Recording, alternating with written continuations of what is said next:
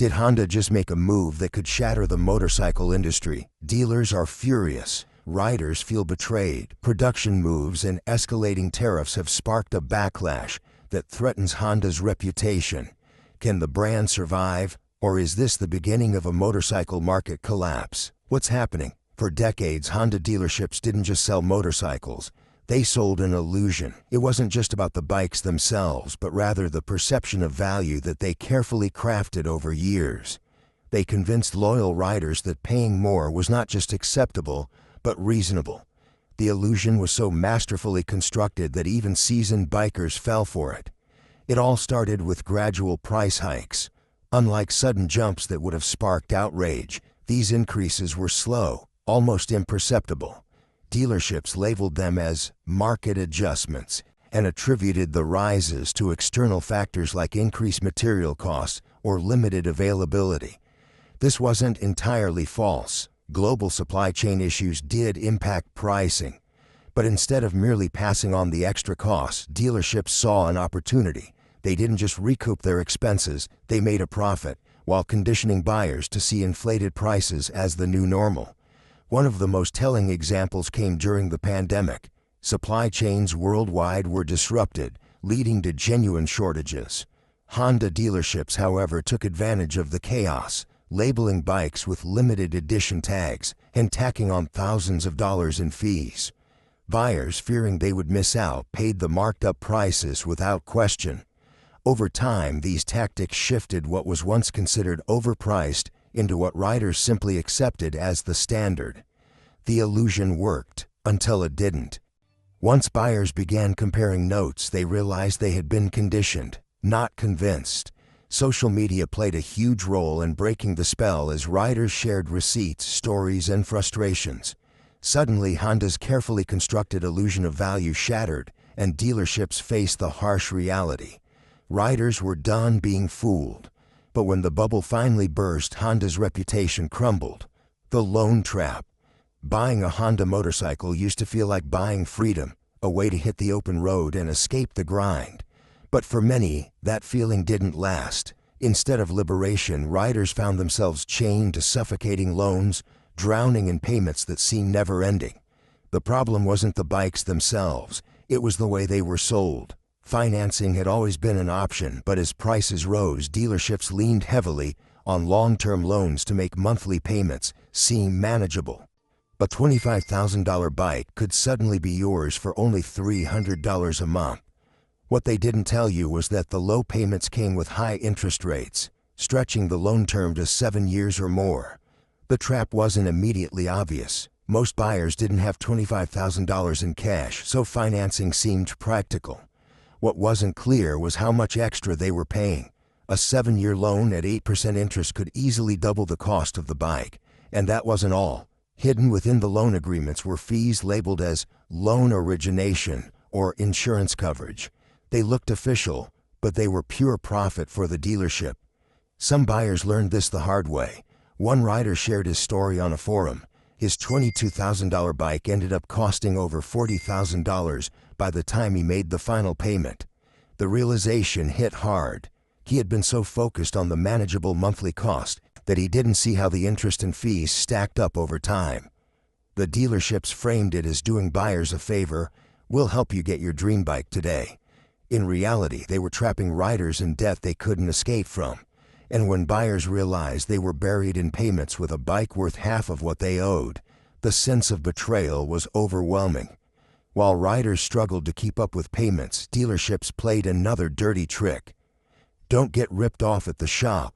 Our favorite gear picks are linked in the description. Hidden fees. If you've ever bought a Honda bike, you know that the sticker price is just the beginning. What looks like a fair deal on the surface quickly balloons as fees pile on. It's not just 1 or 2 charges. It's a calculated maze designed to leave buyers wondering how a $20,000 motorcycle became a $25,000 headache. The trick lies in the terminology. Dealerships don't call them extra costs. Instead, they use terms like destination charges, dealer prep fees, and market adjustments. These fees often aren't itemized until the final paperwork, leaving buyers shocked when the total appears. and by that point, most feel too committed to back out. One particularly shady practice is charging for dealer-installed accessories. Buyers might assume these are extras they requested, but often they're just standard items that the dealership marked up. Even something as basic as a windshield could come with a $100 installation fee, and if you refuse to pay, some dealerships will flat out refuse to sell the bike. The most infuriating part is the illusion of scarcity. Dealers will tell you that a bike is in high demand, that they're selling fast, and that fees are non-negotiable. They play on fear, the fear of missing out. But behind the scenes, the same model might be sitting in the back lot, waiting to be re-released when buyers panic. Dealerships count on riders not questioning these fees. The logic is simple. After spending hours in negotiations, most buyers are too exhausted to argue over a few $100s. But those few hundred can add up to thousands, especially when bundled with extended warranties and service plans that offer minimal coverage. As more riders compared their purchase experiences online, the pattern became undeniable. It wasn't just one rogue dealership. It was an industry-wide practice designed to squeeze every last dollar from loyal customers. Just when you thought it couldn't get worse, Honda's biggest mistake came to light.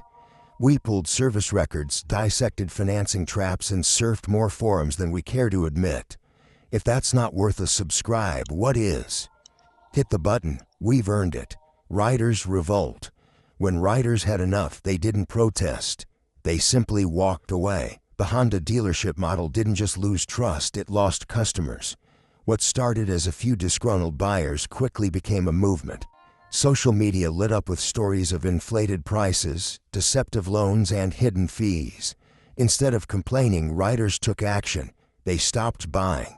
They didn't go to the dealerships to confront managers or stage protests. Instead, they turned to the used market. Older bikes, already paid off and often better maintained, became the new hot commodity. Riders started swapping tips on how to inspect used models, how to negotiate with private sellers, and how to avoid the dealership trap entirely. The movement wasn't loud, it was quiet but persistent. Honda dealerships across the country reported a significant drop in foot traffic. Inventory that once moved within weeks began collecting dust. Some dealerships even tried lowering prices, but it was too late. The damage was done. Riders had made their choice. This silent boycott didn't just hurt sales, it shattered the illusion of dealership control. The message was clear. Riders wouldn't pay for overpriced bikes or predatory loans anymore. Honda dealerships, once thriving hubs of community and commerce, were now ghost towns. But just as dealerships began to feel the pressure, a bigger threat loomed on the horizon: death of the dealership. Riders cut out the middleman. Who needs dealerships when buying from your neighbor is easier and cheaper? As dealership practices became increasingly aggressive and prices soared, riders began seeking alternatives. The most obvious one was right in front of them: buying directly from other riders. The rise of digital marketplaces and peer-to-peer platforms revolutionized motorcycle sales. Sites like Craigslist, Facebook Marketplace, and dedicated motorcycle forums became hotspots for transactions. Riders found that buying used bikes directly from private sellers was not only cheaper but also far more straightforward. There were no hidden fees, no deceptive financing plans, just cash for a bike, plain and simple. Honda noticed this trend and tried to fight back by launching online-only offers for select models, allowing riders to bypass dealerships altogether. However, the move backfired. Customers who already felt betrayed by dealers weren't quick to trust an online-only scheme orchestrated by the same brand. Instead of reconnecting with their base, Honda's attempt only highlighted how disconnected they had become from the modern rider's mindset. What dealerships failed to realize was that riders weren't just looking for better prices, they wanted control. Dealerships, with their high-pressure environments and rigid policies, felt outdated in a world where a bike purchase could be completed with a few clicks. Private sales offered not just affordability, but also freedom from the dealership grind.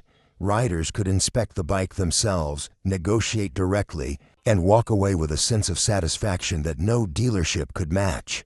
As dealerships watched their customer base shrink, some tried to evolve by offering online financing or home delivery options. Yet, it was too little, too late. Riders had tasted the convenience and transparency of direct transactions, and there was no going back. While dealerships struggled to keep up, another problem was brewing on the production line. You've made it this far, through hidden fees, predatory loans, and digital snake oil. You're basically part of the team now. So hit subscribe or we'll send a dealership contract your way. The tech trap. Why high-tech bikes are driving riders away. What good is a high-tech bike if it breaks down every other ride? As Honda pushed for more advanced motorcycles, they began to lose sight of the one thing riders valued most: reliability. High-tech dashboards, Bluetooth connectivity, advanced traction control, and semi-active suspensions sounded impressive in the marketing brochures. However, in practice, these features became a nightmare for many riders. Glitchy software updates bricked entire systems. Infotainment screens froze mid-ride, and complex diagnostic errors forced riders to return to dealerships just to reset a warning light. Riders soon realized that while these features were meant to modernize the riding experience, they often created more problems than they solved. Traditional bikers, who preferred a machine they could fix with a wrench, found themselves overwhelmed by electronics that required a specialized technician to diagnose. The very essence of motorcycling, freedom and simplicity, was being replaced with high-maintenance tech and software glitches. The irony was glaring. Honda, known for its legendary durability, was now at the forefront of a technological shift that alienated its most loyal customers. While some younger riders enjoyed the high-tech flair, many longtime enthusiasts felt betrayed. They didn't want a motorcycle that felt more like a smartphone on wheels. They wanted the raw, unfiltered riding experience that Honda used to deliver. Dealerships didn't help matters either. Instead of offering support, they often blamed riders for the malfunctions, claiming improper use or lack of maintenance. Frustrated customers left with a bitter taste, realizing that the promise of innovation came with a hefty price, both financially and emotionally. But the real shock was yet to come as Honda's most loyal customers started walking away. The legacy problem. Has Honda lost its way? How did a brand built on reliability become known for high prices and high tech? This is the question Honda enthusiasts are grappling with as they watch their once beloved brand drift further from its roots. For decades, Honda was synonymous with practicality, affordability, and reliability. The company built its reputation on creating motorcycles that were not just functional, but also accessible to the average rider. From the iconic Honda CB750 to the humble Honda Cub, the brand became a staple of everyday riding, cherished for its simplicity and durability. But somewhere along the way, things changed. Honda's slow transformation from practicality to luxury pricing did not happen overnight. It began subtly, with the introduction of higher-tech models and features that, while innovative, came with a steep price tag. Advanced electronics, integrated infotainment systems, and performance upgrades slowly pushed the cost of ownership out of reach for many longtime fans. What was once considered the reliable, budget-friendly option has morphed into a more premium, high-maintenance product line. The shift did not go unnoticed. Loyal riders who had grown up with Honda's dependable bikes started to feel alienated. Instead of affordable workhorses, they saw a lineup that catered to niche markets and tech enthusiasts rather than the core community of practical riders. For many, this change felt like a betrayal. Honda, once the brand that symbolized uncomplicated freedom, was now charging premium prices for features that riders did not necessarily want or need. This transformation did more than just affect sales figures. It shattered a long-held image. The brand that once embodied practical motorcycling seemed to have lost its way, prioritizing innovation over identity. As riders looked around for alternatives, they began to question whether Honda could still be the brand they once trusted. The painful realization set in. Honda may have outgrown its own core identity, leaving its most loyal followers behind.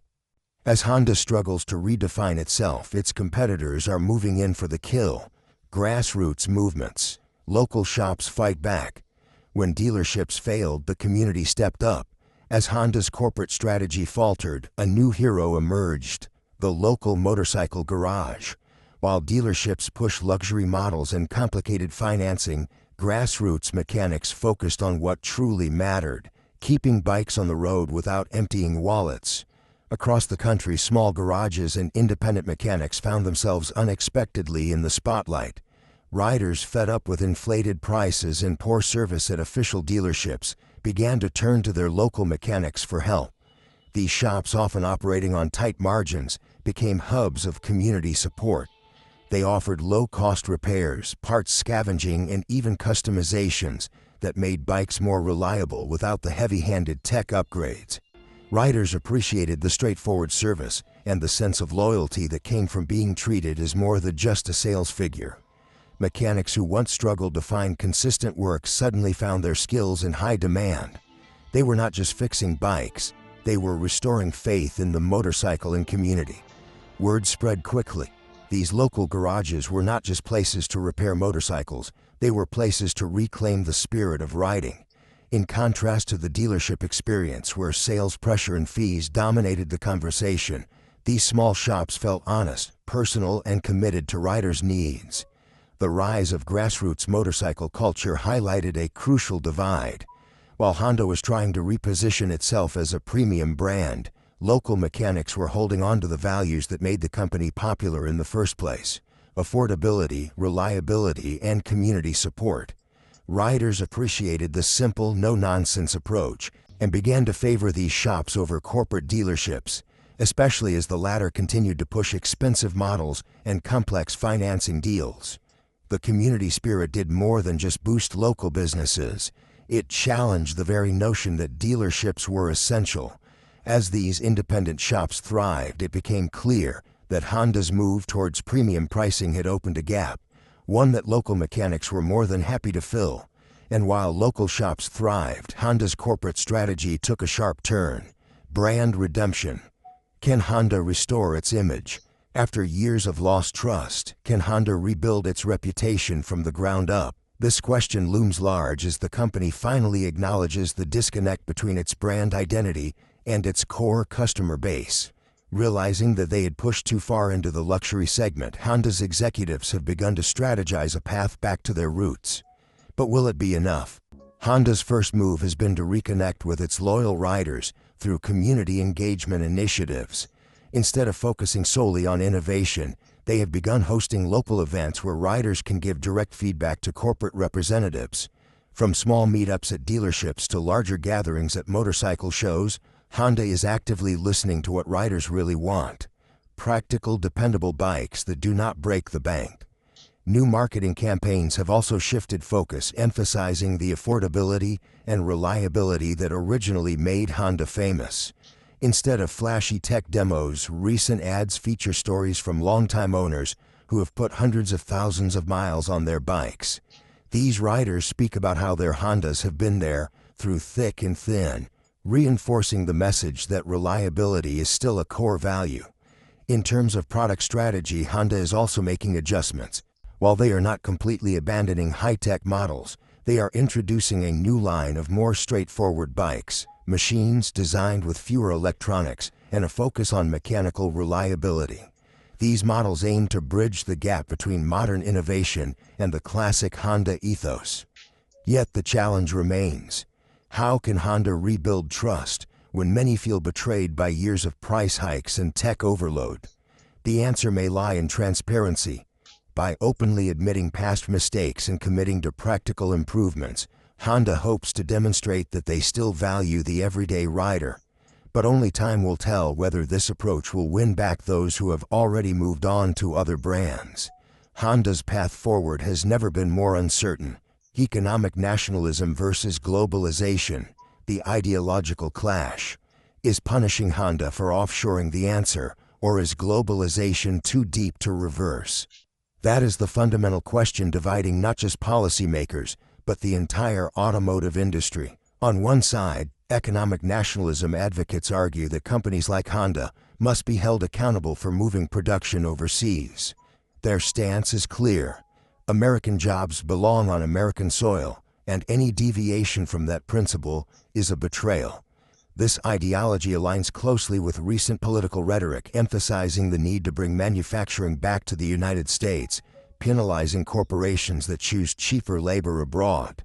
However, the reality is far more complex. Globalization is not just an economic trend, it is an embedded system. Over the past 5 decades, multinational corporations have meticulously woven global supply chains into the very fabric of their business models. Honda, like many automotive giants, is deeply entrenched in this web, relying on parts from Japan, assembly lines in Mexico, and distribution networks spanning Europe and Asia. Trying to reverse this trend through tariffs and penalties might sound appealing to some, but it disregards decades of strategic evolution and international collaboration. Historically, attempts to force manufacturing back to the United States have met with mixed results. While punitive tariffs can indeed make foreign production less attractive, they do not guarantee that companies will relocate jobs to American soil. Instead, they often lead to higher consumer prices and force companies to reconsider their entire production strategy. In some cases, businesses have chosen to automate rather than repatriate, leaving American workers with neither the jobs nor the cheaper goods that were promised. The ideological clash here is not just about Honda. It represents a broader conflict between economic nationalism and globalization. As the world becomes increasingly interconnected, isolating one economy from the global network becomes more and more impractical. The question remains, is punishing Honda for leveraging globalization a strategic move or a short-sighted backlash against a reality that cannot be reversed? As the ideological battle rages on, the political consequences grow more intense. The political fallout, a divided electorate. Will Honda's choices cost it the loyalty of rural voters? This is the pressing question as Honda, a brand historically rooted in reliability and affordability, faces a growing backlash from the very communities that once embraced it. Rural areas across America, particularly in states where motorcycle culture runs deep, are beginning to reconsider their long-standing loyalty. The perception of betrayal is palpable, especially among those who relied on Honda dealerships for not just bikes but community support and economic stability. For decades, Honda has been seen as a dependable workmanlike brand, one that offers practicality without the price tag of luxury competitors. In rural communities, Hondas were not just vehicles, they were symbols of everyday resilience. But now, with Honda moving some production lines overseas, the reaction has been swift and unforgiving. In states like Alabama, Mississippi, and Ohio, places where manufacturing jobs are a critical part of the local economy, riders are questioning whether Honda still represents their values.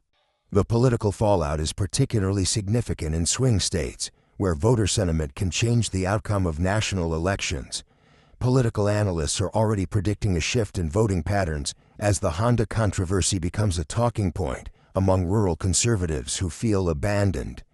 Traditionally, these voters might have supported economic policies that encouraged business growth, but the perceived betrayal by a once trusted brand could lead to unexpected political consequences. As midterm elections approach, candidates are scrambling to position themselves on the Honda issue. Some are capitalizing on the controversy to advocate for stricter trade policies, while others caution against overreaction, warning that such measures might only drive more companies out of the United States.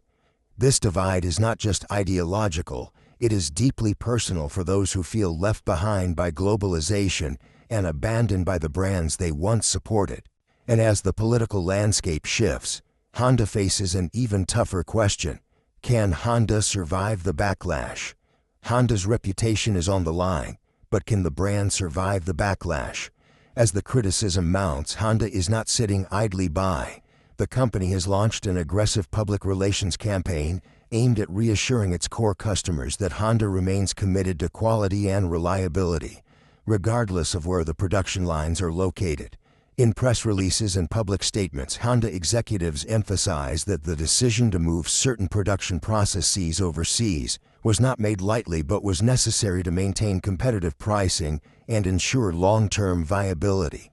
One of Honda's key strategies is to reconnect with the community through local sponsorships and outreach programs, attempting to rebuild the trust that has been eroded by recent decisions. Honda has also made efforts to improve transparency by offering detailed explanations of its global production strategy, highlighting how maintaining cost efficiency can ultimately benefit consumers through lower prices. In addition, Honda is exploring hybrid sales models that incorporate both traditional dealership involvement and direct-to-consumer online sales. This approach aims to appease both the traditional buyers who value personal dealership relationships and the modern consumers who prefer the convenience of online transactions. By balancing these models, Honda hopes to maintain a strong presence in the American market without alienating its core demographic.